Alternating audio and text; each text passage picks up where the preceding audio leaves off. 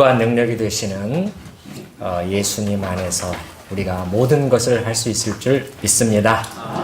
아멘.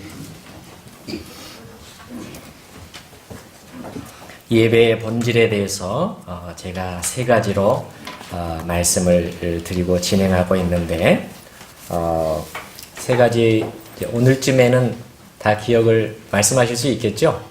세 가지 첫 번째는 하나님을 높임, 두 번째는 하나님께 초점을 맞춤, 초점. 세 번째는 만남, 높임, 초점, 만남. 놓치마 이렇게 외우셔요. 놓치마로. 지난 주일에는 초점까지 말씀을 드렸습니다. 그 다음 주제로 넘어가기 전에 한 가지 예배와 관련해서 제가 말씀드릴 것이 있는데, 우리나라 분들이 좀 특히 더 그러신 것 같은데, 우리는 여러 가지 기독교적인 모임이나 행사에 예배라는 단어를 붙이기를 좋아하는 것 같아요. 구역 모임도 구역 예배, 또 뭐 결혼식도 결혼 예배, 취임식도 취임 예배, 퇴임식도 퇴임 예배, 다 예배를 붙이기를 좋아하는데, 그래서 어떤 외국인 목사님은 한국에는 왜 이렇게 예배가 많습니까? 이제 그렇게 말씀하기도 했다고 그래요. 자, 이것이 나쁜 것은 아니고, 또 제가 또 굳이 반대까지 할 생각은 없지만, 신학적으로 한번 생각해 볼 부분이 있어요. 그건 왜 그러냐면, 우리가 지금까지 봐온 것처럼 예배라는 것은 우리가 가볍게 드릴 수 있는 것이 아니라는 것을 여러분들이 그동안에 느끼셨을 겁니다. 구약에서 예배의 전형으로서 경배를 드릴 때만 봐도 온 마음과 정성을 다 쏟아서 바닥에 부복하여 주님을 찬미하고 경배하지 않습니까? 예. 그 예배의 자세를 봐도 알 수 있고, 또 예배의 본질, 예배 속에서는 그야말로 그게 진정한 예배가 될 수 있으려면은 그 시간 동안에는 모든 초점이 하나님께, 예배의 주인공이신 하나님께 집중되어야 되는데, 사실 우리가 결혼 예배를 할 때, 결혼식을 할 때 그렇게 될 수 있나요? 어렵죠. 그날은 사실은 주인공이 신랑 신부잖아요. 그러니까 신랑 신부에게 아무래도 스포트라이트가 가게 돼 있고, 또 취임식 때도 마찬가지죠. 어떤 뭐 취임식을 한다 그러면 어떻게 되겠어요? 자꾸 그 취임하는 분이 얼마나 괜찮은 분인가, 칭송하는 말이 많이 나오게 돼 있거든요. 그래서 저는 그렇게 생각해요. 개인적으로 진정한 의미에서의 성경적 예배는 일단 주일 예배입니다. 특별히 주일 대배예요. 주일 대배. 이제 그 외에, 그래서 이제 우리 교회가 용어도 보면은 새벽 예배라고 우리는 안 그러고 새벽 기도회, 또 금요 기도회 이렇게 부르잖아요. 수요일 날도 사실 우리가 수요 성경 공부, 제가 오기 전부터 주보에 그렇게 돼 있었는데 사실 실제로 성경 공부로 진행을 하고 있고요. 그래서 또 구역 예배도 제 생각에는 구역 모임 이렇게 하는 것이 오히려 더 정확한 용어가 아닌가 생각이 되고요. 가정 예배도 정식 예배라기보다는 하나의 경건회죠. 경건회. 그 시간에 하루를 식구들이 다 또 모여서 말씀과 찬양으로 하나님 앞으로 마음을 모으는 시간인 것이죠. 그리고 이와 관련해서 또 신방도 마찬가지인데요. 제가 부교역자들한테 신방을 갔을 때에도 자꾸 예배 형식을 갖추어서 진행해야 된다는 부담을 가지실 필요가 없다. 이제 그렇게 말씀을 드려요. 신방이라는 것은 뭐냐? 그 가정에 예배 드려 주기 위해서 가는 것은 아닙니다. 가서 충분한 대화와 교제를 통해서 알아야 되는 것이죠. 이분이 지금 어떤 상황에 있는 것인가? 이 가정에 지금 무슨 어려움이 있는 것인가? 그것을 파악을 하고, 또 그 가운데 필요한 권면들을 드리고, 또 기도해 드리고, 그렇게 하는 것이 자연스러운 것이죠. 기도라는 것이 오히려 저는 맨 나중에 와야 될 것 같아요. 모든 것을 다 들어보고 그 다음에 무슨 기도를 해야 될 것이 나오게 되는 것이죠. 그래서 굳이 여러분도 예배의 형식을 너무 기대하시고 고집하실 필요는 없다는 것입니다. 우리가 이사를 했는데 목사님이 와서 예배를 다 그렇게 순서대로 진행해 주시면 되겠는데 왜 이렇게 안 하는가? 이제 그런 것은 여러분이 조금 저하고 이렇게 생각을 이렇게 같이 가주셨으면 하는 바람이 있습니다. 자, 그걸 먼저 말씀을 드리고 오늘은 예배의 세 번째 요소인 만남에 대해서 우리 성도님들과 함께 나누고자 합니다.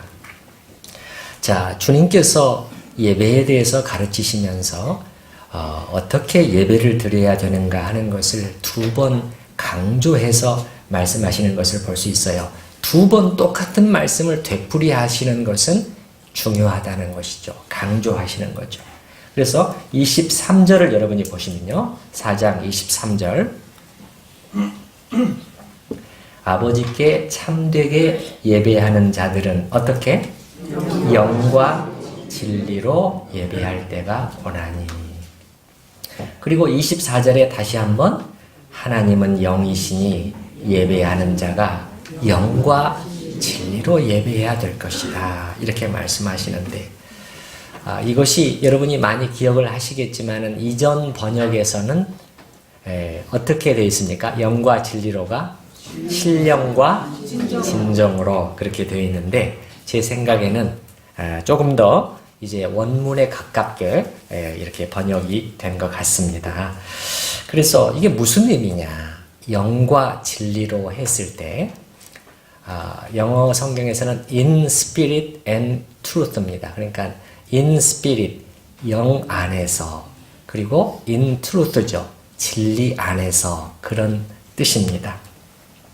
그 각각의 의미에 대해서 먼저 내용을 이해해야 될 것 같습니다. 성도님들, 우리가 그래서 예배 시간에는 우리가 은혜 받고 감동도 받지만 진리를 정확히 이해하면서 그렇게 돼야 되거든요. 주님의 이 가르침, 주님이 두 번 반복해서 말씀하셨기 때문에 매우 중요하다는 거예요. 그래서 영 안에서가 또 진리 안에서가 각각 무슨 뜻인가를 제가 좀 설명을 드리려고 합니다. 먼저 영 안에서 이렇게 했을 때 이것은 때로는 이제 드물지만 성령 안에서 그렇게 번역하는 경우도 있습니다. 왜냐하면 헬라어 원어상으로는 이게 정확히 구분이 되지를 않아요.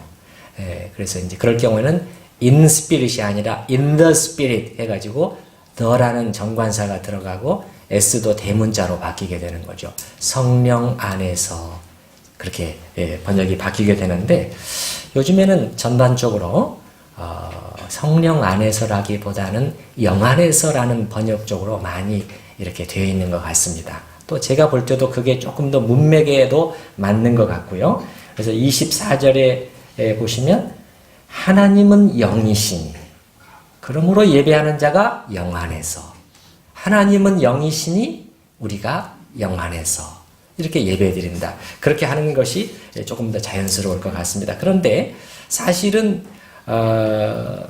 어느 쪽으로 해석하든지 간에 의미상의 큰 차이는 없어요.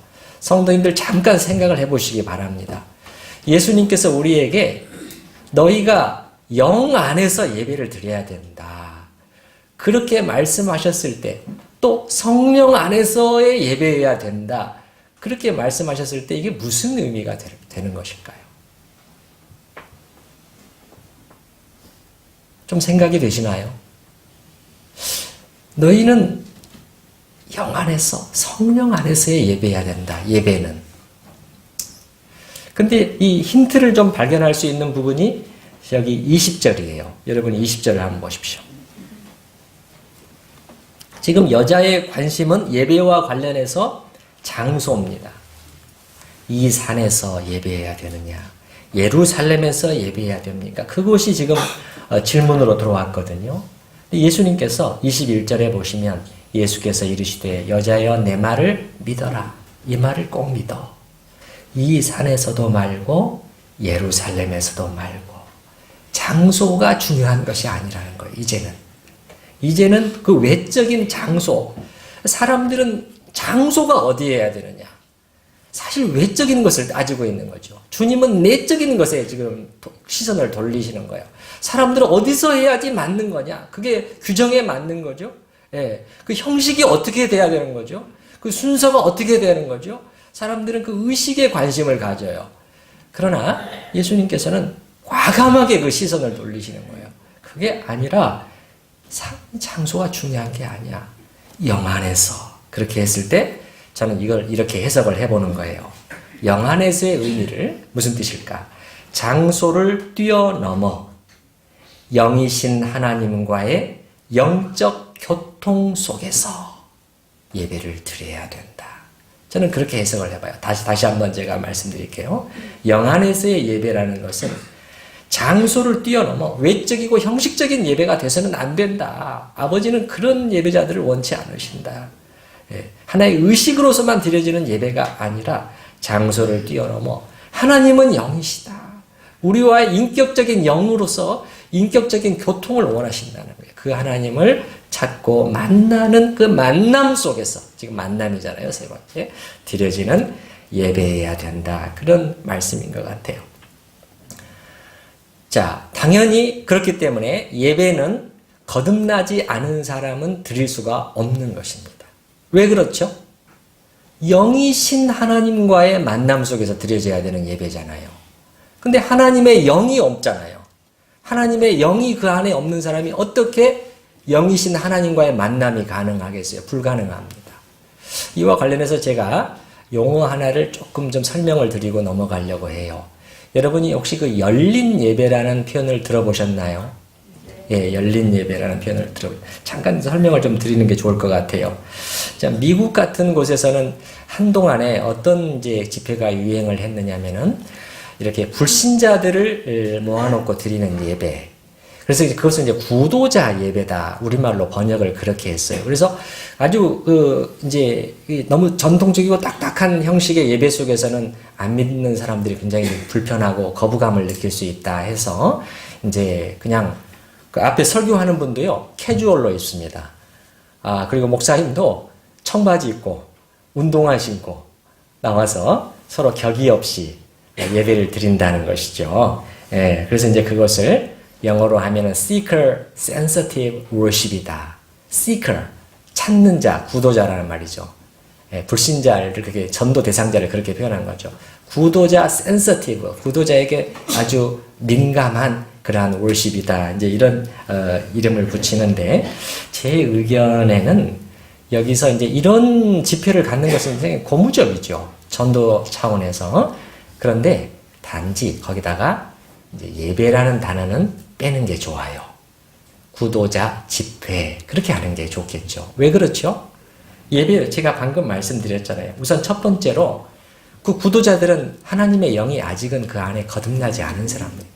모든 성경에서 보면은 거듭난 사람의 확실한 증거는 뭐냐면 성령의 내주하심이에요. 성령님께서 하나님께서 성령으로 인치셨다는 거예요. 구속의 그날까지 너희가 성령으로 인치심을 받았다. 도장을 찍으셨다는 거예요. 이게 없는 사람은 거듭나지 않은 사람이에요. 그 사람이 어떻게 영이신 하나님과의 만남을 추구하면서 교제가 가능하겠어요? 불가능하죠.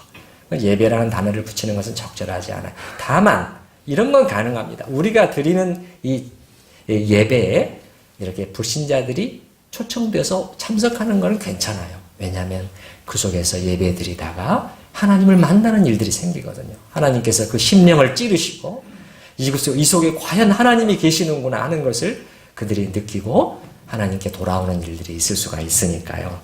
그 다음에 왜 여기에 예배라는 단어를 또 붙이면 안 되느냐? 구도자 센서티브 워십이라는 거예요. 센서티브라는 것은 그 청중들을 계속 신경을 쓰는 거예요. 이 순서에 가면 그들이 좀 싫어하겠지, 혹은 안 좋아하겠지, 그렇게 하는 그 시간이거든요. 근데 우리가 예배는 뭡니까? 우리의 예배는 어떻게 해야 된다? 높임, 초점, 만남. 포커스가 오직 하나님께만 맞춰져야 돼요. 사람이 주인공이 돼서는 안 된다고 제가 여러 번 말씀드렸잖아요. 예배의 주인공은 오직 성부, 성자, 성령 하나님이셔야 되거든요. 그러니까는 하나님 센서티브해야, 가 센서티브 해야 되지 사람에게 센서티브한 거는 예배가 될 수가 없는 것이죠. 그리고 이제 제가 열린 예배라고 말씀을 드리는데 이 용어 사용에 있어서도 약간의 차이는 있어요. 용례 제가 볼 때는. 이제 서구나 이건 미국에서는 이 방금과 같은 구도자 예배 그런 걸 열린 예배라고 불러요. 오픈 월십이라고 해서. 근데 우리나라에서는 제가 볼 때는 그런 집회는 별로 없는 것 같고 우리나라에서 열린 예배라고 할 때는 어느 것이냐면은 전통적인 예배에서 조금 탈피해서 젊은이들에게 조금 취향에 맞도록 복음성가도 하고 CCM도 하고 이렇게 하는 그런 정도로 좀 조정한 것을 열린 예배라고 부르는 것 같아요. 참고로 전에 그 예장 통합 장로교 통합 측의 기독교 용어 연구위원회에서는 열린 예배는 열린 집회라고 하는 것이 더 적절한 표현이다. 그렇게 권면을 했는데 상당히 일리 있는 그러한 지적이라고 생각이 됩니다. 그래서 이제 먼저 영 안에서를 제가 정리를 해드렸고 그 다음에 두 번째는 뭐라고요? 진리 안에서예요. 영과 진리로가 진리 안에서 in truth인 것이죠. in truth. 이 부분은 거의 해석이 일치합니다. 진리 안에서로. 자, 영 안에서만 예배를 드리고 진리 안에서는 없으면 안 된다는 거예요. 주님께서. 예배 중에 진리가 중요한 것이구나. 성령의 인도하심 속에서 하나님을 만나는 예배가 매우 중요한데 그것이 전부는 아니라는 거예요. 예배는 또한 진리 안에서 드려지는 예배여야 된다는 것이죠. 그러면 그 진리는 어디에 있는 것이죠? 어디에 담겨 있는 진리예요? 당연히 하나님의 계시의 말씀인 성경 안에 나타난 진리일 것입니다. 그렇지 않으면 어떻게 되는 거예요? 다 우리 인간적인 상상 속에서 하나님을 예배하는 것이죠. 자기가 만들어낸 하나님을 예배할 수가 있게 되는 것이죠. 그렇지 않아요. 진리 안에서. 그래서 예배 중에는 반드시 말씀이 선포가 되는 것입니다. 중요한 요소가 되어 있는 것이죠. 그럼 진리의 내용은 무엇일까? 모든 것이 다 진리이지만 특별히 저는 어떻게 생각을 하냐면 우리의 예배의 대상이신 하나님이 누구신가? 성부 하나님, 성자 예수 그리스도, 성령 하나님에 관한 진리.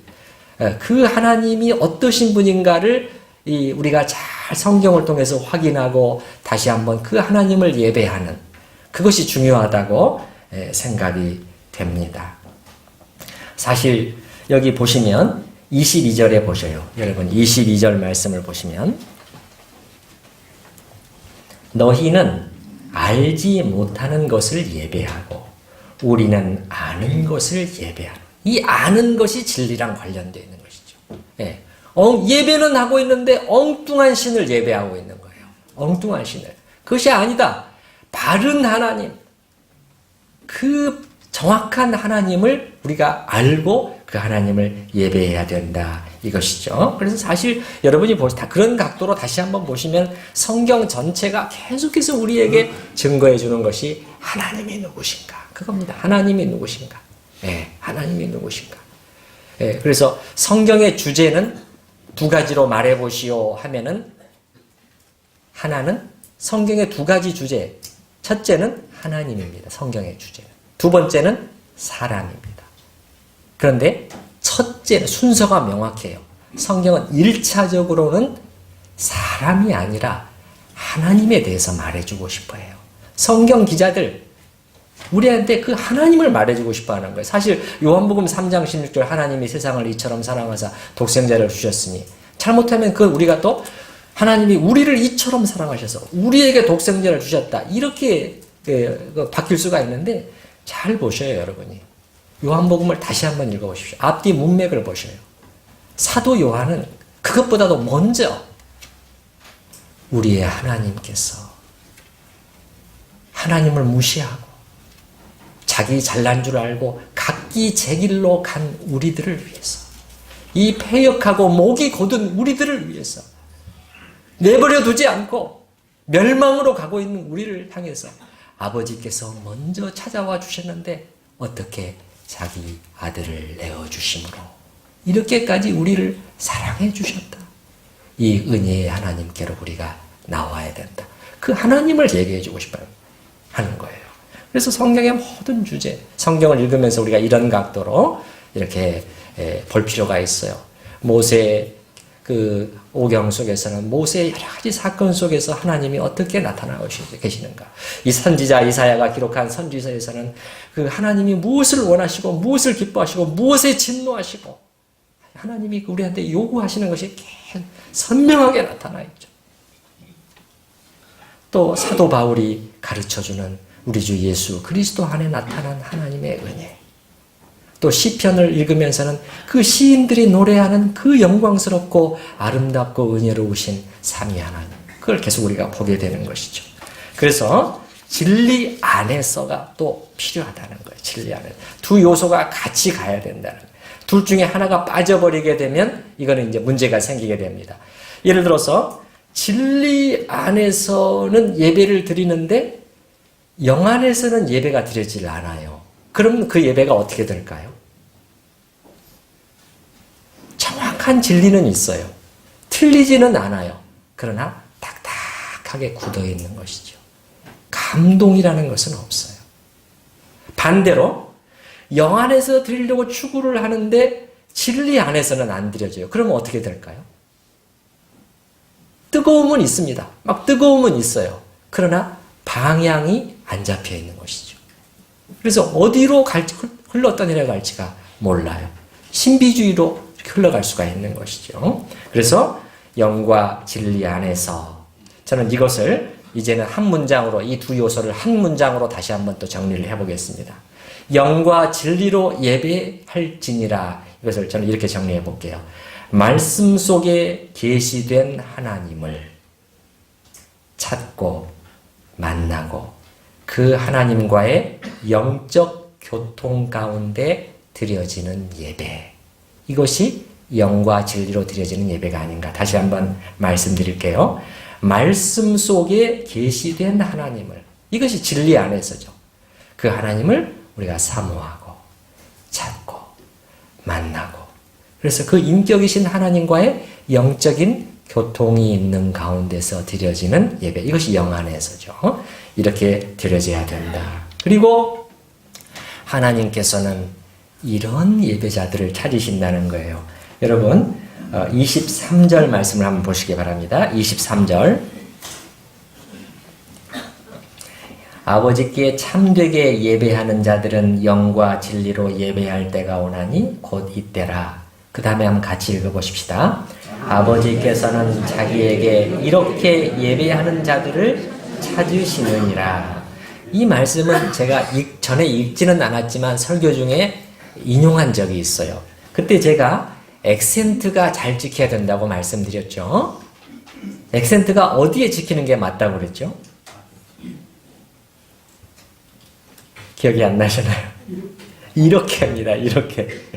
예, 그래서 잘못하면은 우리는 예배에 찍힐 수도 있다는 거예요. 아버지께서는 자기에게 이렇게 예배하는 자들을 찾으시느니라. 그런 문맥이 아니에요. 그게 아니고 아버지께서는 자기에게 이렇게 예배하는 자들, 영과 진리로 예배하는 자들을 찾으신다는 거예요.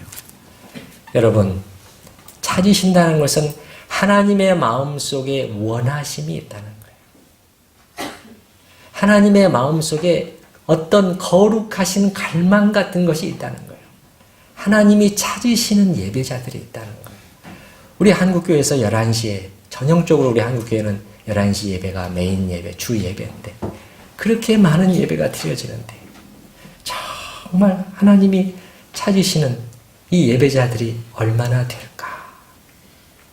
이 아침에, 이 주일 아침에 정말 하나님을 무슨 우리의 유익을 위한 수단으로서가 아니라 구원의 하나님 그분 자신을 그냥 기뻐하고 하나님 그분 자신을 우리가 높이고 기뻐하는 그러한 예배, 높임과 초점과 만남을 통해서 그 하나님을 높이는 예배하는 그러한 예배자들이 얼마나 될 것인가. 많이 안타까운 현실이죠. 성경은 사실 우리가 바로 이 목적을 위해서 창조됐다는 거예요. 성경이 증거하고 있는 게 그거예요. 여러분 우리가 성경을 한번 찾아가면서 확인을 해보십시다. 구약 성경 이사야서 43장을 한번 펴보시겠습니다. 제 성경으로는 1020페이지 근처인데요. 구약 성경 이사야서 43장.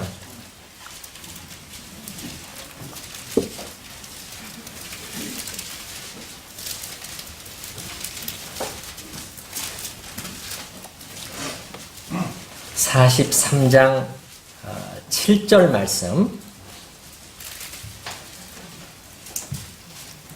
43장 7절 말씀 한번 같이 읽어보시겠습니다.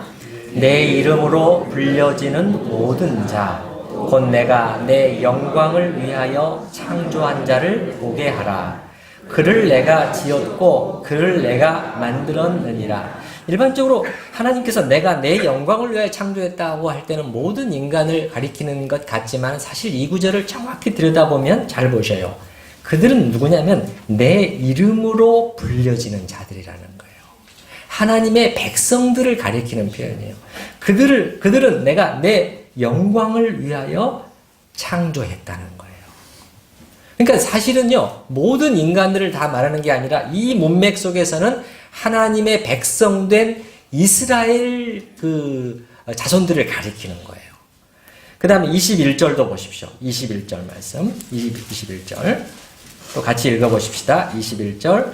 이 백성은 내가 나를 위하여 지었나니 나를 찬송하게 하려 함이니라. 이 백성, 이 한 무리를 하나님께서 특별히 지어내셨다는 거예요. 왜 지어내셨죠? 모든 인간이 원래는 그렇게 하나님의 영광을 위하여 창조가 된 거예요. 그런데 죄로 인하여 다 떠나고 자기 잘난 줄 알고 그리고 하나님을 섬기는 것이 아니라 돈을 섬기고 사람에게 영광을 돌리고 그렇게 되잖아요. 자기가 하나님이 되어 있고 그렇게 되어 있잖아요. 그래서 하나님께서 다시 한 무리를 세워내시겠다는 것이죠. 사도 바울도 그 로마서 1장 25절에 보면 그렇게 말하죠. 이는 그들이 하나님의 진리를 거짓 것으로 바꾸어 피조물을 조물주보다 더 경배하고 섬김이라. 주는 곧 영원히 찬송할 이시로다. 아멘.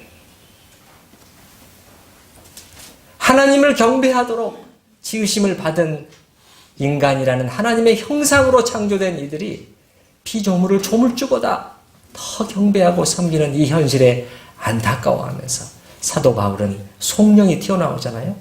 주는 곧 영원히 찬송할 이시로다. 주님에게 찬송이 돌려져야 되는데 왜 사람에게 돌려지고 있느냐, 그 점을 안타까워하는 것이죠. 그래서 하나님께서 한 백성을 다시 세우시는 거예요. 아브라함을 부르신 거죠. 내가 그의 자손을 통해서 그들은 내 영광을 찬미할, 나의 찬송을 부르게 하려 함이니라. 다른 말로 하면 예배자로 하나님께서 그들을 세우시겠다는 거예요.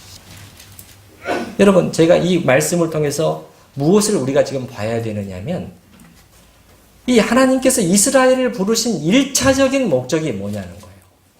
1차적인 목적이 나를 찬송하게 하려 함이니라. 그들은 나를 예배하는 자로 내가 세우고 부르게 했다는 거예요. 우리도 마찬가지입니다. 하나님께서 우리를 왜 그리스도 안에서 구속해 주셨을까요? 많은 목적들이 있죠.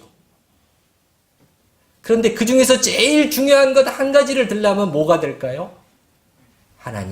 하나님께 영광을 돌리며 예배하는 자로 세우시기 위함이라고 성경은 분명하게 증거를 하고 있어요.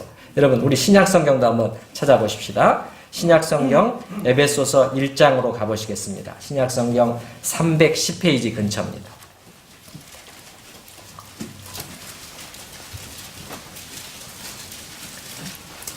에베소서 1장 12절.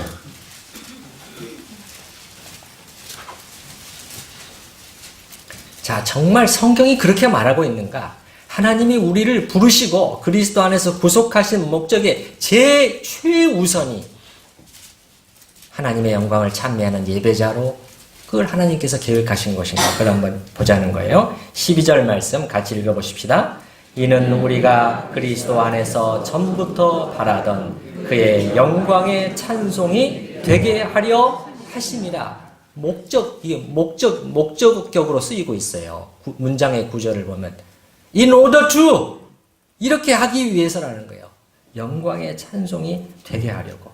그런데 이것을 하나님께서 그냥 하신 것이 아니라 오래전부터 계획하신 거라는 거예요. 어떤 분명한 이 목적을 가지고 계획하셨다는 거예요. 11절에 보시면 모든 일을 그의 뜻의 결정대로 일하시는 이에 무엇을 따라? 계획을 따라 우리가 예정 택함을 입어 그 안에서 기업이 되었다는 거예요. 우리를 택하신 목적이 무엇이냐가 12절에 나오는 것이죠. 그러면 언제부터 하나님이 계획하신 것이냐? 성경은 심지어 창세 이전부터 우리를 계획하셨다는 거예요. 예배자로. 4절에 보시기 바랍니다. 앞에 4절에 가보셔요. 곧 창세 전에 그리스도 안에서 우리를 택하사 뭐 하시려고? 우리로 사랑 안에서 그 앞에 거룩하고 흠이 없게 하시려고 그 기쁘신 뜻대로 우리를 예정하사 예수 그리스도로 말미암아 자기의 아들들이 되게 하셨으니 6절 같이 읽어봅니다. 이는 그가 사랑하시는 자 안에서 우리에게 거저 주시는 바 그의 은혜의 영광을 찬송하게 하려는 것이라. 이것이 1차적인 목적이라는 거예요. 거룩한 신부로 완성이 되어서 주님을 찬양하는 자가 될 수 있도록 하기 위해서. 이것이 하나님께서 가장 원하시는 최우선의 목적이라는 것입니다. 그런데 12절로 다시 돌아가 봤을 때 이 6절과 12절을 여러분이 한번 비교해 보세요. 표현이 비슷하지만 약간의 차이가 나고 있어요. 6절에 보면 그의 은혜의 영광을 어떻게 하려고? 찬송하게 하려, 찬미케 하려는 것이. 여기까지는 잘 이해가 돼요. 그런데 12절에 가보면 표현이 약간 달라지는데 전부터 바라던 그의 영광의 찬송이 어떻게? 되게 하려 하심이라는 독특한 표현을 사도 바울이 쓰고 있는 것입니다. 그래서 제가 이 의미가 무엇일까? 찬송을 부른다는 건 이해가 돼요. 근데 우리가 찬송이 되게 하려 하심이라. 그래서 제가 원어도 좀 살펴봤는데 제 실력의 한계는 있지만 우리말의 이 번역이 상당히 원어에 가깝게 정확하게 번역이 된 번역이라고 생각이 됐습니다. 그렇다면 영광의 찬송이라는 것은 뭐냐면 하나님의 영광을 드러내는 찬송을 말하는 거예요. 그런데 우리가 찬송을 부르는 것뿐만 아니라 우리가 하나님의 영광의 찬송이 된다는 게 무슨 뜻일까요? 이걸 하나님께서 창세 전부터 계획하셨다는 거예요. 이게 꼭 정확한 해석이 아닐 수는 있지만 저는 이런 생각이 됐어요. 우리의 입술과 마음으로 찬송을 부르는 것뿐만 아니라 우리 전체가 하나님의 영광을 드러내는 찬송이 되게 하려고. 쉽게 말하면 우리 전체가 머리끝부터 발끝까지 찬송 덩어리라는 것이죠. 찬송 덩어리. 전체가 하나님을 찬미하는 찬미로 가득 차 있는 그런 거라는 거예요. 그러면 어떻게 될까요, 여러분? 우리가 전체가 이 찬송으로 가득 차 있으면 어떻게 되죠? 조금만 건드려도 어떻게 되겠어요? 그죠? 할렐루야. 주님 감사합니다. 나의 모든 것이 되시는 주님, 구원의 하나님 감사합니다. 이런 감사와 찬양이 끊임없이 흘러나오게 되겠죠? 툭 건드리기만 해도. 한번 옆에 계신 분들 잠깐 쳐보시면 혹시 나오시는지.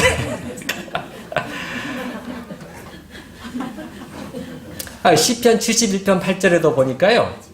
뭐라고 되어 있냐면 주를 찬송함과 주께 영광 돌림이 종일토록 내 입에 가득하리이다.